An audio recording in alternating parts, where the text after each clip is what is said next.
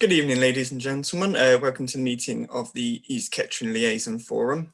Before we start tonight's proceedings, first job is to elect a new chair. With that in mind, please could I seek a proposer and seconder, please? Councillor Perry. Could I nominate Councillor Bundy, please? Thank you. And do we have a seconder for that? I'll second that. Thank you, Councillor Rowley. And do we have any other proposers or seconders for chair? Nope, I don't see any hands. So Councillor Bundy, would you like to take the chair, please? Thank you, Callum. Thank you, councillors and officers and others. Before we get into the body of the meeting, if you actually look at the minutes, there is one significant absentee this evening, and that is Gavin Ferris. Sadly, he passed away earlier this year. I would like to propose that we have a minute's silence in memory of Gavin. He did a hell of a lot of work on East Kettering, and he will be sorely missed. So can we start with a minute's silence? Thank you.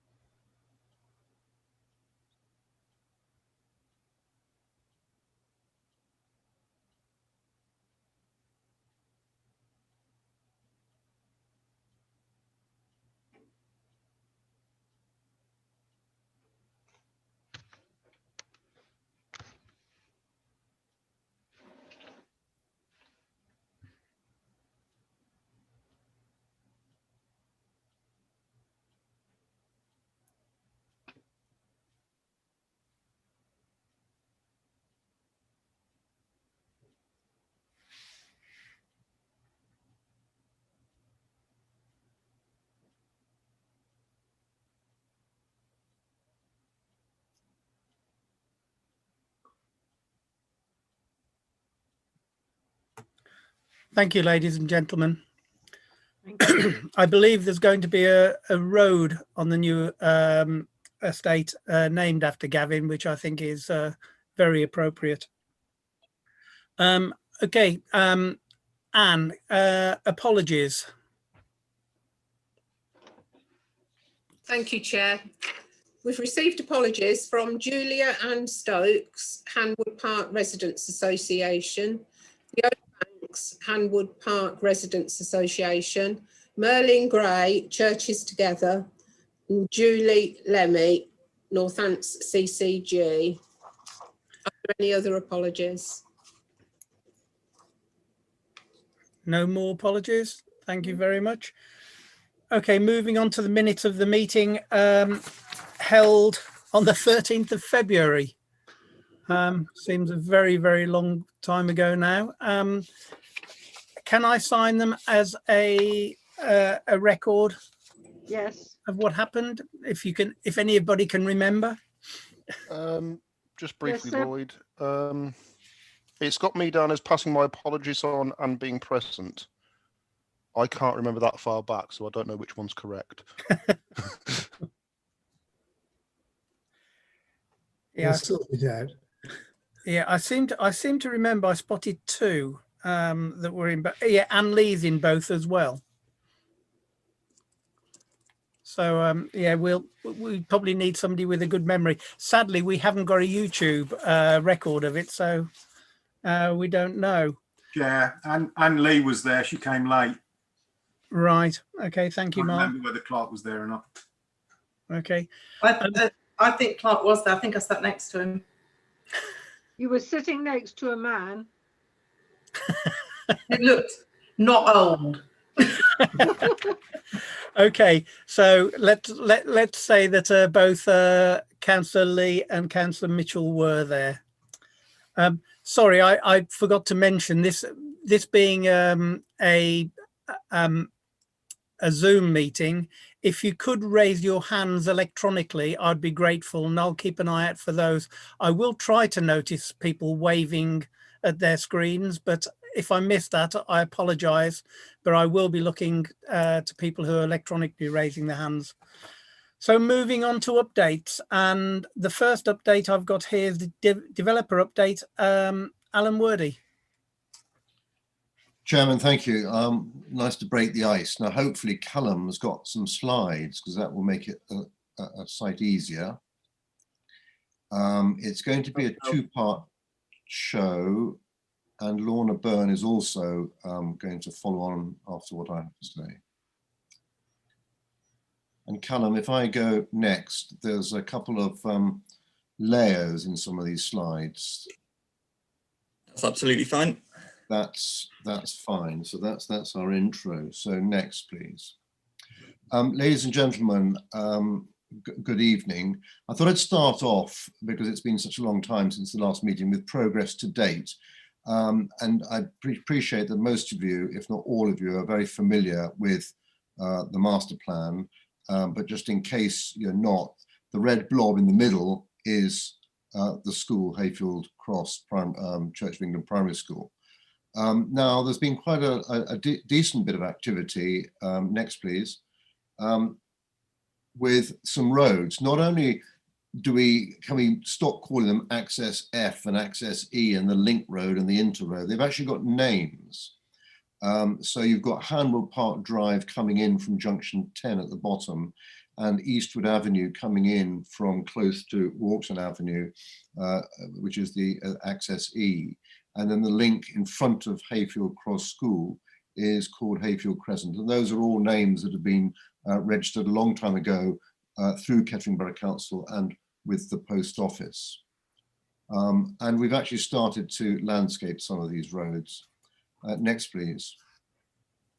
Just to really sort of bring everyone up to date, and I'm slightly sort of pinching some of the reports from David Wilson Holmes, Barrett, Taylor Wimpey and Persimmon, but the brown parcels there are where construction is either completed and occupied or is ongoing. And just for the avoidance of doubt, you've got the BDW Barrett, David Wilson Holmes block at the top. About half of that is occupied, and the other half they started their groundworks as they come further south on their block. And then you've got Taylor Wimpey R19, and I'm sure you've read their report, and R23 Persimmon are also cracking on. Next slide, please. So just to remind everyone, some of the infrastructure that's already in and is essential for the delivery is the central attenuation pond, which deals with the surface water drainage. Next one. And the Anglian water pumping station to deal with all the foul drainage. And those are both at the bottom of the hill, obviously. So let's look at what is going to happen in 2021. Next slide, please. And again. So I mentioned that there's some landscape gateways.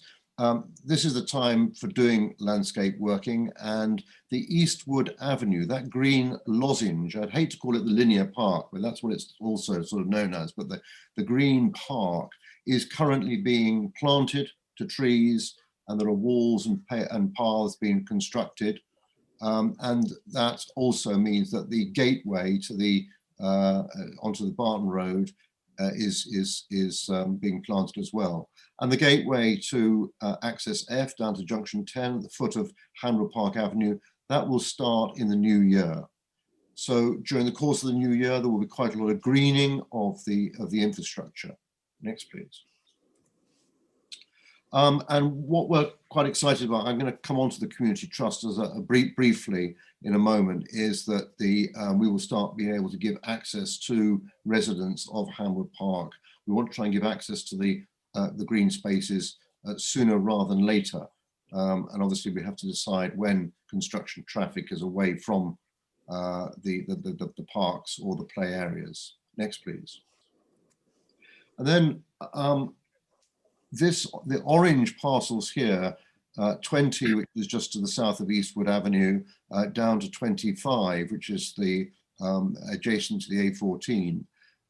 There are deals that have been done or being done, and there are planning applications which are actually in and running. So there will be a start on site on all of these parcels during 2021. So there will be tracked excavators and what have you on that yellow land, which will probably then go through into 2022, to be honest. But quite a good take up of land in Kettering. A lot of the house builders really like Kettering, and are sort of coming back saying we'd love to take some more. So that's a good news story. Next, please. And then just finally, the little C in Hayfield Crescent, there's a little blue blob, and that is there's a new primary substation which is going to go in there at some stage. Western Power will put that in at some stage, but we're hoping that we can landscape it before they put it in, so we can hide the primary sub with some mature landscaping. Next, please.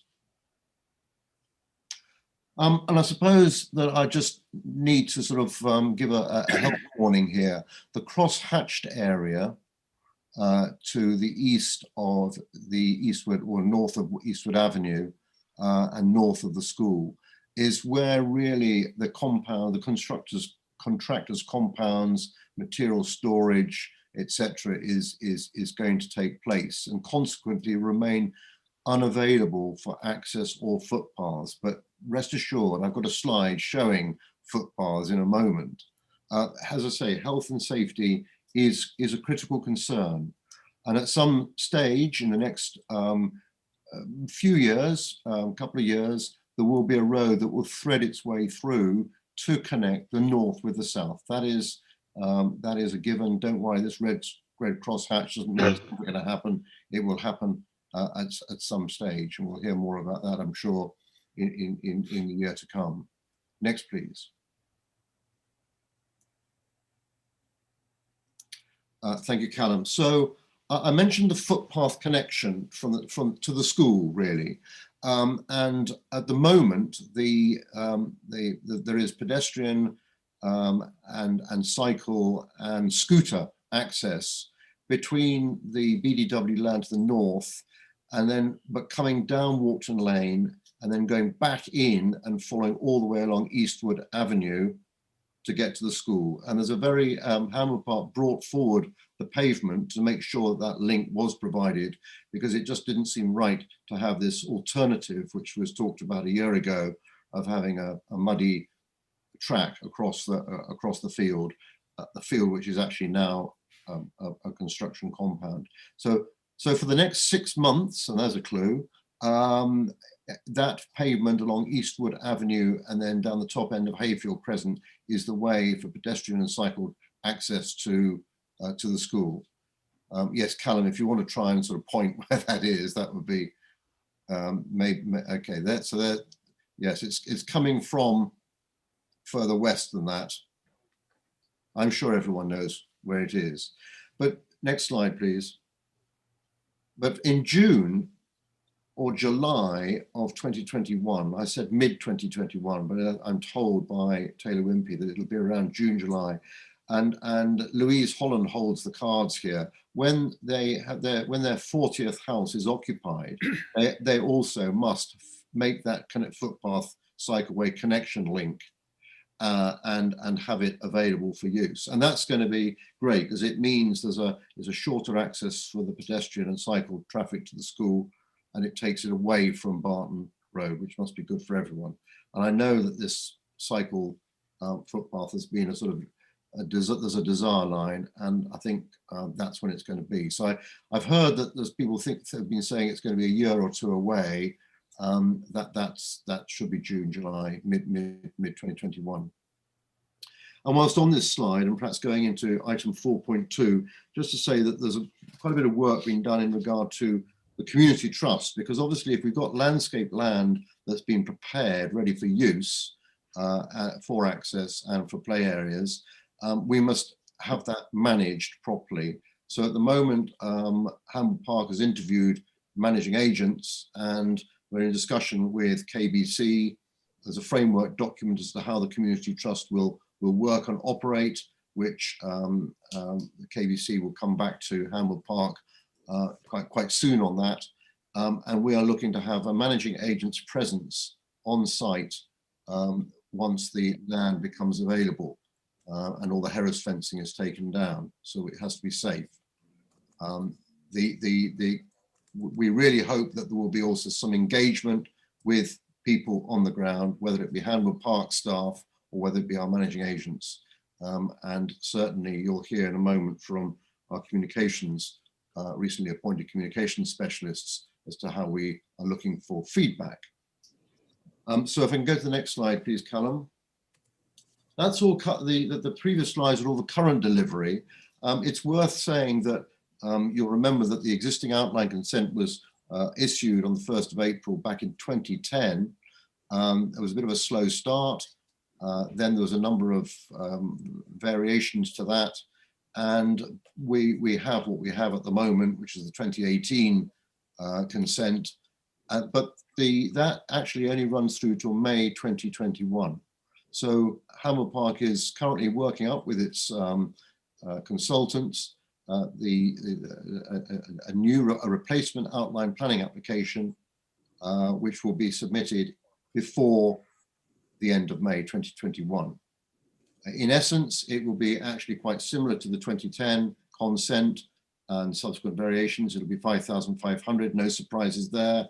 It'll be phase 1 up to 2,700. The red line boundary and the parcel numbers are all pretty well the same. But the reports and the surveys have been updated and modernized. And that will be submitted quite quickly in the new year. Next slide, please. So you've heard enough of me. I'd like to introduce Communications Potential.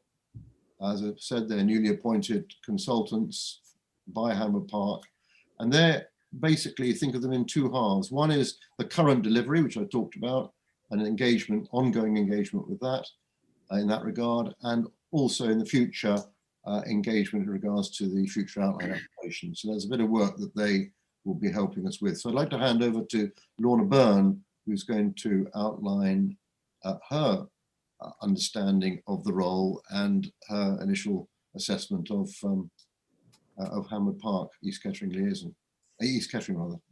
We call it Hanwood Park, and I hope that actually having new communications specialists in will be a good opportunity for us to do that. Lorna. Thank you, Alan. Thank you.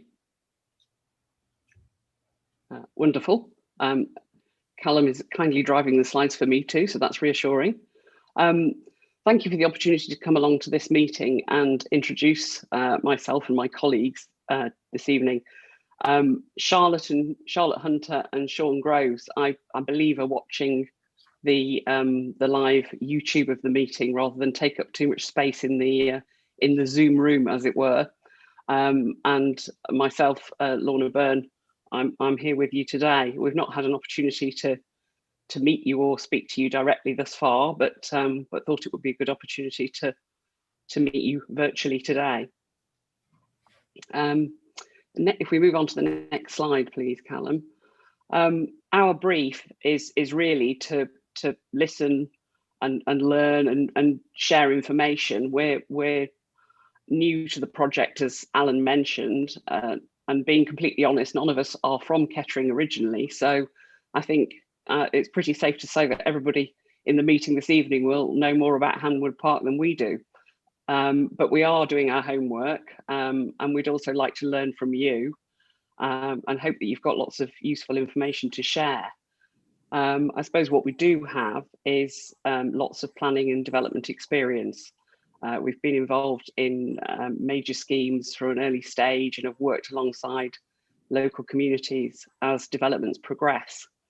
So in this case, we'd like to work with the local community to identify and enhance Hanwood Park's most appealing features, find out what people will enjoy and perhaps take the greatest pride in.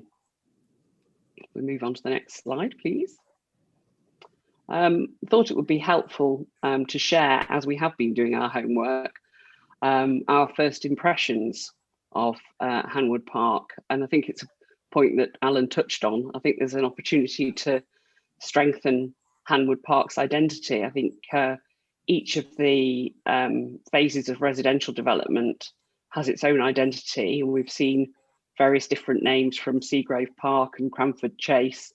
But I think, you know, our role is to represent the master developer and work with everyone involved in the project to help build Henwood Park's identity and ensure that we're communicating what's going on. Henwood Park is we see it as a flourishing community. I appreciate it's very much a work in progress, but it's coming along nicely, and there's much to look forward to. There's much more development to come. I've put down there comprehensive development because, unlike many developments we see across the UK today, it's not a piecemeal or an infill development. It's a development that will genuinely benefit the wider community, not just the people who live there. So it's not all about new homes, it's also about the new facilities that will be provided. We see it as an ideal setting for ambitious growth of this type. It's accessible, plentiful open space, and there's a real potential to enhance the environment because there's woodland on site and water courses that can be used to create new habitats. So that's all very, very exciting for the future. And I think I'd also like to say, I think it's been approached in the right way by Kettering Borough Council because it's a carefully, thoughtfully planned development. So it's not only identifying a need for more housing, it's also delivering the facilities alongside and hopefully in the right order, with things coming forward as they're needed. We move on to the next slide, please. In terms of the approach we take, we're not a typical PR firm. Not that that's a bad thing. I think our focus is more on understanding planning and development and having been through the development process before. So we're planning and development communication specialists rather than PR experts. And we want to keep everybody informed about what's happening and what's due to happen on the development. Make sure people receive updates in the way they want to receive them, particularly during the current challenging environment where we can't hold as many face-to-face meetings as we'd like to. And we'd like to also use the existing information channels. You know, there's already a residents association in place. So we're looking to work with existing organisations to open up communication and the sharing of information. We'd like to be available and responsive. So, you know, we welcome calls if anyone has questions or ideas. And we're not here to impose our ideas on the local community. We want to join the existing conversation and share the ideas that I think are already being developed by the existing residents association and the existing community. We can promise to bring plenty of enthusiasm and also from the development experience, we can also anticipate some of the issues that come along. I think we're all aware that developments can be noisy and dusty at times. So that's the sort of thing we'll try and liaise with the developers on to ensure that that is managed correctly and that people are aware of when perhaps particularly noisy works are due to take place, so that we can let people know as soon as we're aware of the programme. And in terms of sharing ideas, we have seen some great initiatives and activities on other developments. So we would like to put forward ideas and see whether they're well received. If we move on to the next one, please, Callum. Thank you. What you can expect from us over the next few months, the coming months. Obviously, we'll be sharing information that we obtain from the project team and different specialist consultants working on the project, updates about the planning process and the phasing of the development, requests for ideas and feedback, and we'll provide many different opportunities and means of providing suggestions and feedback. We'll also provide answers to questions. So if you want to direct them to us, we're happy to liaise with the right people to get you the answers. We are in the process of setting up a website at the moment, and you might actually, if you try and go to www.hanwoodpark.co.uk, you'll see that there is a holding page in place there at the moment. We're hoping to have the site up and running early in 2021. And we're also going to start publishing a Hanwood Park magazine, whether people want to receive that in the traditional printed form or digitally, we can send it out by email as well. We'll be happy to be guided by those receiving it. And finally, we'll be running some Hanwood Park virtual hangouts where people can drop in with questions and ideas, and some virtual workshops and general community activities. On the final slide is just really to tell you how to reach us in the meantime. I think over the coming weeks and months, we very much hope to be in touch with you and letting you know what we're planning and what we've got coming up. But in the meantime, we would welcome emails and suggestions from you. So our email address is hanwoodpark@communicationspotential.co.uk. It's a bit of a mouthful, but hopefully that emails to that address will come into myself, Charlotte and Sean. So whoever's in the office and sees the message first will respond to that. So thank you very much for your time. I look forward to getting to know you better over the coming weeks and months. Thank you very much. Would it be possible for us to have a copy of the slides, Alan? Indeed, Callum's got them. He was driving that. Okay, so if we could have those, Callum, that would be great. It's fine. Is there anything else you want to add, Alan, or is that it? Have you? No, I think the basic message is the sooner we can get the website up and running and we don't have to use Lorna's long handle there, the better for everybody. Okay.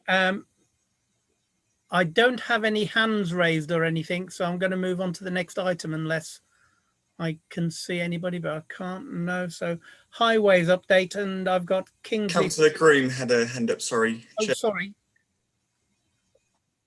Sorry, Councillor Groom. Yeah, thank you, Chairman. Will the residents be expected to pay for the facilities, or are they paid for by the developers? Thank you. Alan, would you like to answer that? That's such a broad question, Ruth, that it would be unfair, because basically all the landscaping is being paid for by the developer. So all the landscaping in the play areas are all being laid out by the developer. The ongoing management will then be through the community trust, and that's the paper that's currently with KBC, and we're looking forward to discussing that with them. But so the expensive bit of the capital construction is with the developer, or it's with the house builders, depending upon where it is on the site, because it's not always Hanwood Park. It could well be one of the house builders is also obliged to lay the footpath down, for instance, as is the case with Taylor Wimpey. Okay, no other hands. So Kingsley Cook from NCC Highways. Yeah, thank you very much. Good evening, everyone. If I can just first start off the off-site highway works. We've got Access D, which is the Deeble Road, Walkden Lane roundabout. That's on maintenance now and progressing towards the issue of the final completion certificate. Access E, which is the Eastwood Avenue access and the new signals and the Walkden Lane signals. The stage 3 road safety audit has been carried out, and we've agreed with the design of the remedial works, which are currently, I believe, being carried out. Once they're done, we'll issue a practical completion certificate, and then the works will go on to maintenance. Access F, which is Hanwood Park Avenue, which is the new roundabout with Barton Road just north of the A14. Again, we've agreed the stage 3 road safety audit remedial works, and these are currently being carried out. And once again, once they're completed to our satisfaction, then we'll issue a practical completion certificate and it will move on to maintenance. Cranford Road, the new junction, you're probably familiar with Cranford Road with the new Spine Road junction. The 30-mile-an-hour speed limit starting about 100 metres east of the new junction has been approved by the speed limit review panel. So the developer will now need to progress a traffic regulation order. We've carried an interim, our stage 3 road safety audit has been carried out by the developer. However, we have received reports of vehicles crossing the centre line and continuing straight through the junction. And we have asked the developer and their designer to look into this to see what possible traffic management can be put in place. I am aware previously there were cones placed along the centre line to try and keep vehicles in their correct lanes, and that may be what's required again to be put in place. Regarding the internal roads, we've been inspecting the road construction and working with the developers on some design changes for the spine roads. This is particularly the David Wilson and Hallam's sections of the scheme. And we've also been progressing Section 38 road adoption agreements for the Access F Spine Road, which was completed in September. So this is now under agreement up to Cranford Road Junction. The Access E Spine Road, we've also been working closely with the legal team to progress that. It's not quite there yet. You'll be pleased to know the Redrow works at St Botolph's Road, Barton Road Junction, which was delayed, partially completed some time ago, has been booked to start on the 11th of January next year and is expected to finish on the 14th of February.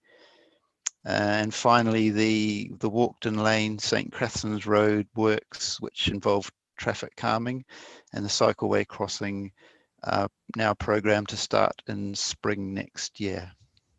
And that's all from me. Thank you. Thank you, Kingsley. Councillor Dutton. Yes, thanks very much. Thank you, Kingsley.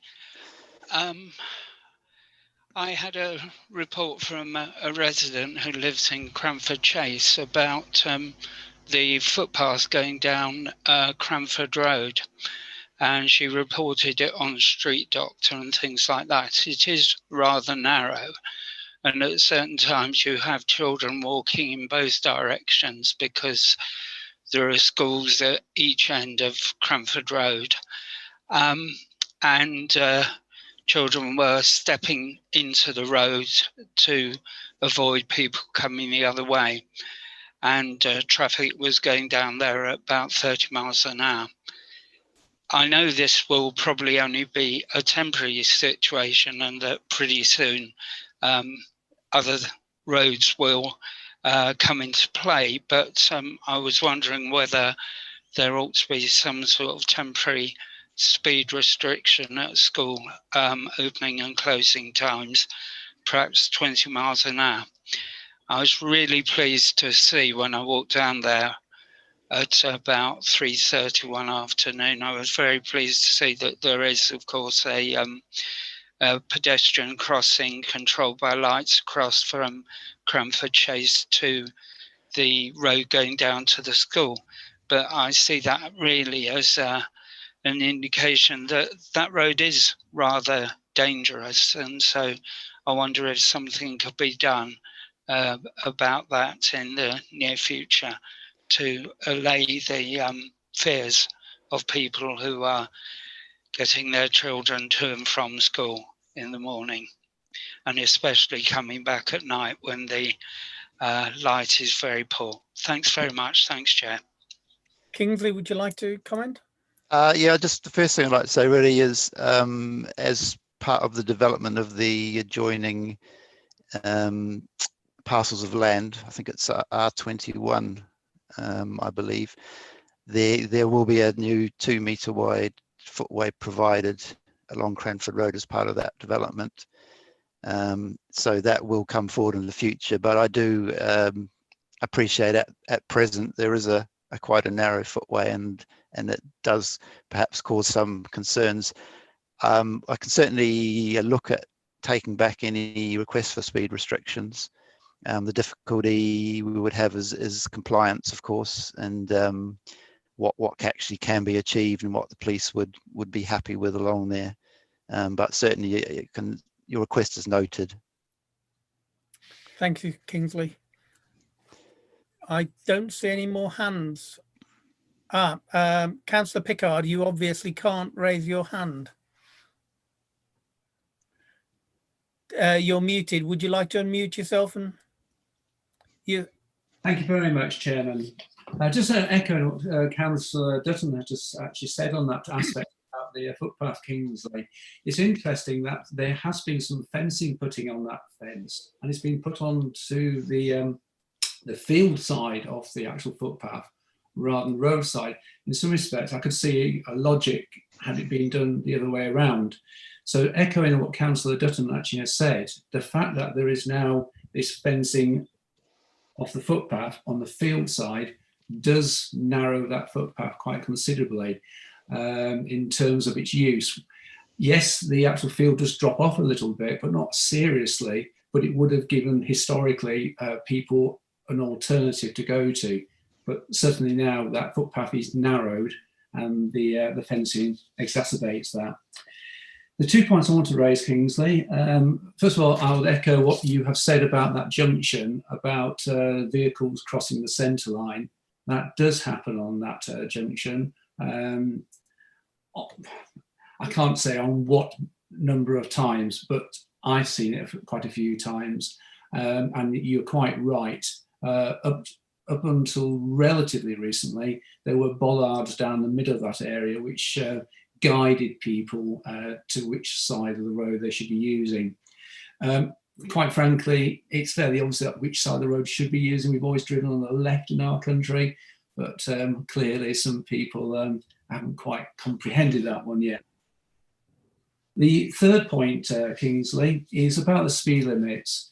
There is now clearly, as you go into that junction, the new road signs are up for a 30-mile limit at that point, which is to be welcome. Just a very minor point on that aspect. As you approach that 30-mile limit from the Cranford side, the vegetation does need to be cut back a little bit further. The 30-mile-an-hour speed limit sign is obscured at a distance. When you get nearer the junction, you can see the 30 miles, but as you actually approach it from a distance, that is obscured by vegetation, which seems a bit bizarre given the fact that the road sign is very, very new. And then fourthly, Kingsley, is that we now understand, and there's something going through highways at present about the speed limit changes on the Cranford Road. So as you go into the new junction at 30 mile an hour, yeah, fine. But I understand now the other bit of the Cranford Road now has been put back to 40 miles an hour. And what we're getting told currently as a parish council is it's going around in this little circle between sort of highways and the developer as to when the signage for that needs to be updated and confirmed. And we understand from our discussions, I think it is Sarah at NCC, is that the road speed limit is 40 mile an hour as you actually approach the first houses, and it then drops down to 30 miles an hour, and it's simply the case of getting the appropriate signage and the proper signage in place, and it'd be most welcome if that could be sort of advanced. Thank you very much, Chairman. Okay, Kingsley, would you like to come back? Yeah, just quickly, the fencing issue on the footway, I think that was put in place because of the safety concerns with pupils perhaps falling off the edge of the footway. So that's the reasoning that was put in place. The Cranford Road junction, yes, we're waiting for some proposals to come back. I've driven the junction. There's really no excuse not to keep on the correct side of the road. However, some people don't seem to be able to manage that. So we need to try and provide some more guidance to them. In terms of the 30-mile-an-hour speed limit sign being obscured, yes, thank you for that. We'll look at that and pass it on to the developer to look at. And the existing speed limit is, you're correct. My understanding, it's 40 miles an hour all the way from Barton Road to the end of the existing houses on Cranford Road.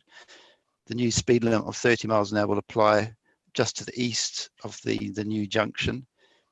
However, until the traffic regulation order is confirmed, then the existing 40 mile an hour speed limit is still extant. So we can't really put any signage up until it's enforceable by having a order in place. But the developer is progressing that, and it normally takes a few months to go through the public consultation process to become officially adopted. Thank you, Kingsley. I can't see any hands or anybody waving at me, so moving on to the education update, and we have Chris Wickens from NCC. Thank you, Chair. Alan, if you could correct me if I'm wrong with any part of this update, that would be good, but I'm pleased to inform you that the Hayfield Cross Primary School is or will in the very near future have connection to all its main utilities, inclusive of broadband, gas, water and electricity. And I'm even more pleased to report that for the first time in many winters, I've not had any inquiries about the state of the temporary access roads. So the majority of the issues that we have previously discussed in this forum that have affected the primary school are no longer those. Thank you. Thank you, Chris. Again, can't see any waving of hands, no hands up, so I shall move swiftly on. Planning update, Louise. Thank you. Just a short update. I think Alan's comprehensive presentation probably covered some of what I was going to say. Since the last forum, we have granted planning permission for a number of additional housing parcels, and that totals around 600 new units, 20% of which will be affordable. Those parcels include a Bellway scheme, which is parcel R20, which is opposite the Taylor Wimpey development, which is currently under construction. We've also approved a scheme from Avant Homes, which was down by Junction 10, and that was for 71 units. And we've also approved the remainder of the David Wilson Homes and Barrett's parcels. So what we call is that their phase 2 land has now all been approved. Currently, in terms of planning applications, we've got a number of housing parcels which are currently with us, and in total they come to about 700 units. So the ones that we've approved and the ones that we've currently in are effectively the majority of phase 1. Those parcels that are currently pending going to committee or delegated powers, they include the parcels that Kingsley referred to that are along Cranford Road, and that would include that wider footway along Cranford Road. So those are applications that are with us currently and going through the planning process. Alan mentioned about obviously the work that Hanwood Park are doing with regards to new outline planning application. That's ongoing work on their part. And it was very positive to obviously have the introduction from Communications Potential, which will obviously have a leading role in terms of communication on that new outline application before it's obviously submitted to the planning authority. So there is some work around publicity and consultation engagement around that new application that you'll no doubt be involved in or invited to participate should you wish to. We've got a number of other applications that are pending with us, not only housing parcels, but also for other pieces of infrastructure. Alan was talking about substation, various link roads within parcels that we've got in with us at the moment. But also importantly, applications for open spaces across the site. So we've got an application for the first formal open space that would comprise the first phase of any formal pitches or those types of facilities. But also we've got applications in for the main central informal green space. So those are currently in with us and we're considering those at the moment. We've also got a number of other minor applications, details in from various house builders around details that are needed by condition, which are going through their process. And just to say, in terms of occupations, we're now in excess of around 400 occupations across the site.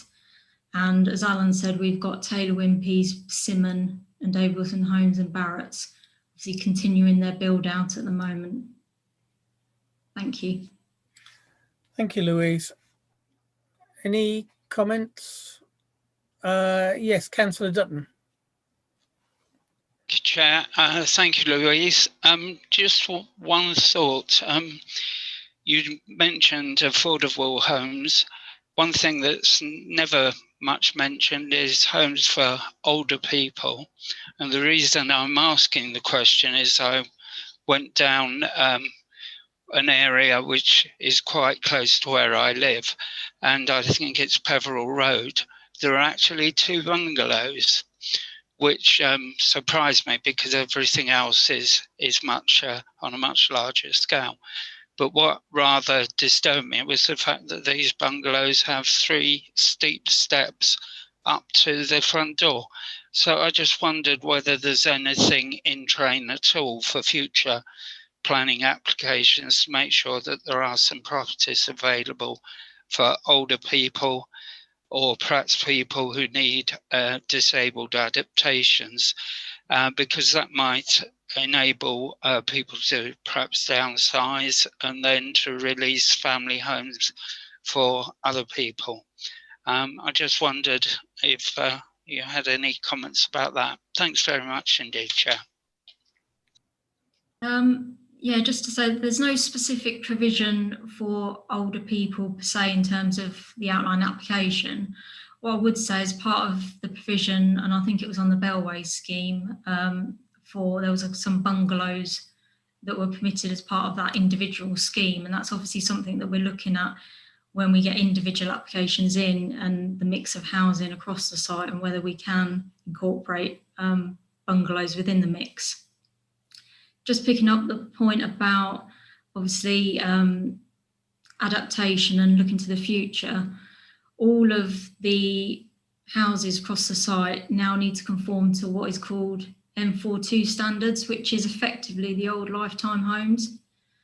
So from now on, there's a set of criteria that they have to meet in terms of accessibility and having things like the correct indoor circulation space so that you can adapt if you need to in the future.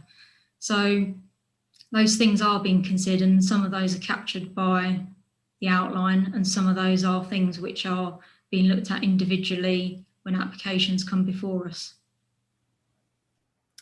Thank you, Louise. Councillor Pickard. Hopefully, thank you very much, Chairman. Louise, just a few quick questions. Unfortunately, I missed the start of the meeting due to sort of a login problem, so this might have been dealt with.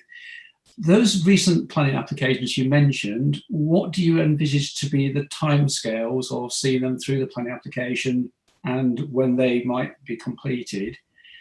As regards the Persimmon Taylor Wimpey houses, at what stage would you expect them to be finished? And finally, Louise, what planning criteria are we using at present in terms of sustainable houses? We hear quite a lot about the government's actually new green initiatives, about build back better. What is the level of sustainable codes we're now working on in relation to this particular development? Thank you very much, Chairman. Louise? Thank you. I haven't got the specific build out rates for each of the individual parcels because as a rule of thumb, we normally say 50 houses per annum could be delivered to work out sort of a general rate of delivery and when housing parcels might be delivered. We have got up-to-date information from each of the house builders around sort of their build out.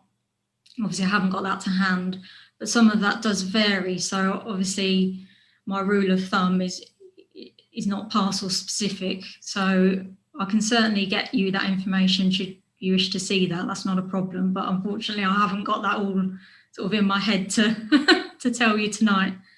In terms of sustainability, obviously many years ago, the government had the Code for Sustainable Homes, and that's something that was then enforced through the planning system. And there are a number of historic applications that had that condition applied to them. They had to meet certain code levels. A number of years ago, that was abolished by the government, and it was to be dealt with through building regs. On Hamwood Park, we, on a variation to their original application, we negotiated a 10% betterment over building regs, which isn't within our policy, but it's a position that we negotiated on that individual application with the developer. So on a normal application, in terms of energy efficiency, what we would get is building regulations at the moment, because there isn't anything else in terms of the government sort of planning guidance that's then filtering down to a local level. That's just not there at this moment in time. But obviously that might come in the future with obviously the commitments that the government is making, or it might be that that comes through building regs instead of the planning system, which is probably more likely, to be honest, in terms of those efficiencies. But generally, as I mentioned about obviously the standards, the old lifetime home standards is now something else, but that's something that you can enforce and take through the planning system. So that is something that applies to this development and many others across the borough. Thank you, Louise. Alan, you haven't got your hand up, but I've noticed you've unmuted yourself. Did you want to make a comment or?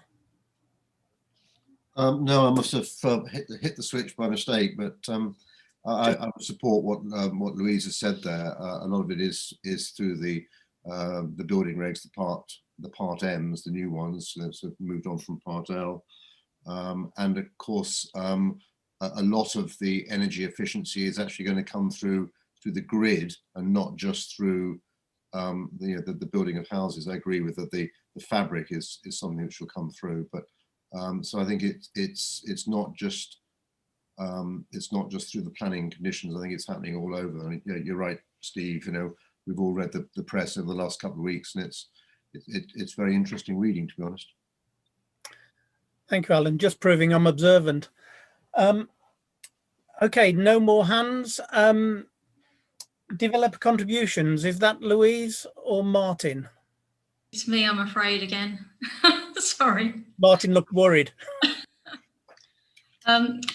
Yes, we've circulated the latest developer contributions report, and I'll just give you some headlines from that. So to date, we've received £7.7 million in terms of 106 contributions from house builders towards the project, and that's been allocated a number of ways. Obviously, the bulk of that money has gone towards the primary school loan that we have now thankfully paid back to Homes England.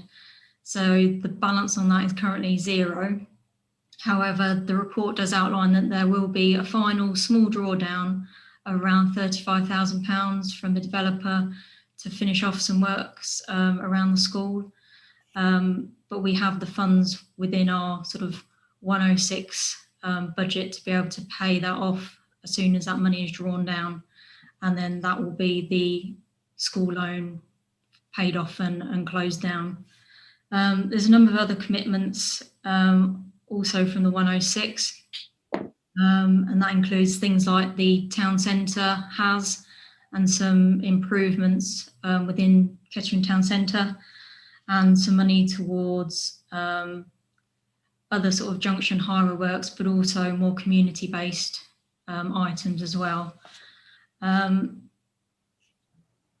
The report obviously talks about traffic calming works, which Kingsley's mentioned already tonight, and there will be some monies towards that from this 106, but there's also some money from other 106 developments, including the Red Row Homes 106, which will go towards delivering those works.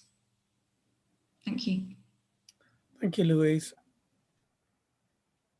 I can see no hands, so moving on to the question and answer session, and we have 2 people waiting in the waiting room. So Callum, can we have Derek Hilling in? I was just about to say, Chair, we've only got Steve Atkins in the waiting room. Oh, right. Okay, well, we'll have only the one speaker. No worries, just bring them through now.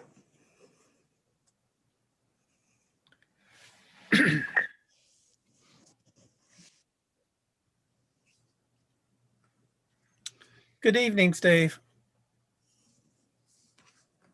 Can you hear me? Waiting room. Oh, right. Okay, well, we'll have only the one speaker. No worries, just bring them through now. Steve, can you turn off your YouTube feed, because there's a little bit of a delay. I thought Callum was talking to me twice. Okay, Steve, you have some questions. So yes, thank you, Lloyd. Just for councillors and other colleagues, I'm sitting here wearing a hat that says Chair of Governors at Hayfield Cross, if you wonder who I am and where I'm here. Why I'm here. Just one observation other than the questions I sent in to Chris Wickens. I'm not really expecting a response today, but obviously the school is grateful that the utilities are done as he outlined. I would just ask him to double check perhaps with the head or site manager about the current drains position over the next week or so. We're grateful for that. So my questions were really almost all about the new road. I think I've been down the road from both sides, Eastwood Avenue and Hamwood Park Avenue, and obviously it does join up were it not for various fencing and what have you. Is there already identified an intended time when everything will be open and that will be a road in full use? Alan, would you like to answer that one? You've just... Chairman, yes, thank you. Yeah, I mean, having the road there for all to see it is an obvious design line. What we did was we opened the pavements up so that the cyclists and the pedestrians could come in without having to go all the way around through Barton Road. I go back to that slide that I showed with the red cross hatching, where we've got construction traffic, and there's still quite a lot of construction in that area and using that middle piece of road. We really cannot at this stage, and I can't tell you when it'll become free, I'm afraid, yet. We really cannot have construction traffic and parents, driving their children to school. They will, if they're in the car, they can go on the main roads on the roads that we've allowed, but we trying to do the shortcut and get the footpath pedestrian link up to Ridgeway Close open, and then that again will be fenced off, so there won't be any construction traffic on that footpath at the eastern end of the Taylor Wimpey site. So I know that's not the answer you wanted to hear, and I haven't given you a date because I can't, but that's the honest reason why it's not available for traffic at the moment. No, thank you. I wasn't particularly expecting a date. It's just that, of course, with it all being there, you get excited that it might be happening. But no, I appreciate your honest answer. If I just go to, if I can carry on, Lloyd, if I go to, on the Hamwood Park slide that was called pedestrian and cycle access, just to check my understanding, there was a dotted orange route between Poplars Farm Road and Eastwood Avenue. In other words, it would be a foot route for people coming from Batone Manor along Ridgeway Road and then across to the school. Is that the thing that you suggested would be open in June and July, just to check my understanding? Absolutely, and I probably need to pick up with the headmaster. I think the headmaster has been told but I can certainly reaffirm that with the headmaster. Thank you. And finally, on the new roads, there is the footpath. We've had parents, they are very pleased, don't think that everyone's moaning all the time, but inevitably there are teething problems.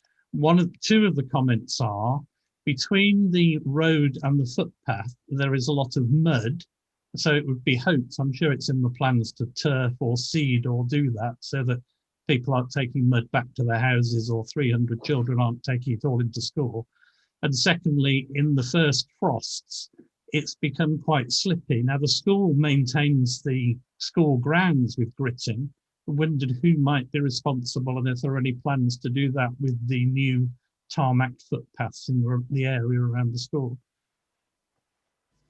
Well, if I can answer that, Chairman, 2 points. First of all, there is a verge, a grass verge between the road and the pavement, so that the pavement is separated, and that is going to be part of the landscaping that I was mentioning. And there's also trees to go in, avenue trees to go down Eastwood Avenue and Hamwood Park Avenue. And they will be going in 2021. So that's part of that greening that we're going to do next year. So I'm afraid we have to stick with the mud and the verge for the time being. It doesn't actually help that people bump their cars up onto the verge when they're turning it round, which then cuts into the verge that's been formed and then creates pockets where the water collects. So if you could perhaps ask your parents not to use our verge as a turning point, that would also help. When the trees are up, they won't be able to. I will take away your point about slippery pavements and the frosts, because that is something that our managing agents will be doing, but they are only going to be on site when that park along Eastwood Avenue is actually available for the public use. So there's an interim position. I'll take that away and look at that. Right. Thank you, Alan. Thank you, Lloyd. That's the end of the voting of the Luxembourg jury here. Thank you. Thank you, Steve. Okay. I take it Derek Hilling still hasn't turned up, Callum? No, Chair. Right, okay, well, we'll move on. We've had two written submitted questions. The first one I would suggest is probably aimed at Chris Wickens. Could we have a progress report on the secondary school, please? An update was due in June.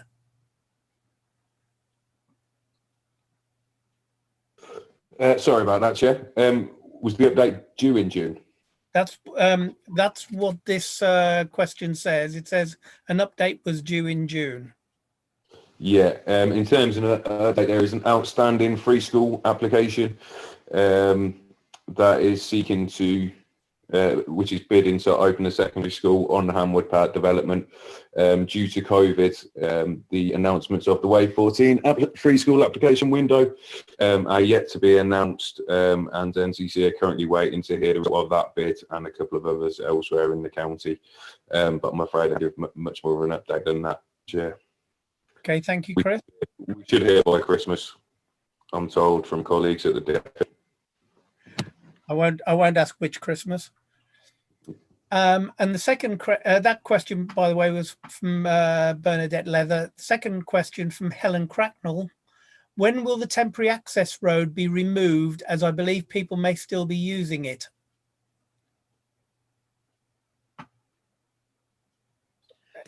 Probably for me. There's a very nice design line, because you've got that crossing from Persimmons, Cranford Chase, and we haven't closed that pavement down because it's an obvious route that people are using for cycle and for pedestrian. But I'm well aware that it needs to be closed off at some stage. We couldn't do anything until the water was transferred, because there's a water main that runs down the side of that road, and the school will be delighted to hear 8 o'clock on Saturday. You hear it here first. They will be connecting to the main that's in the Hayfield Crescent Street, so that temporary main that runs down that access track will not be needed.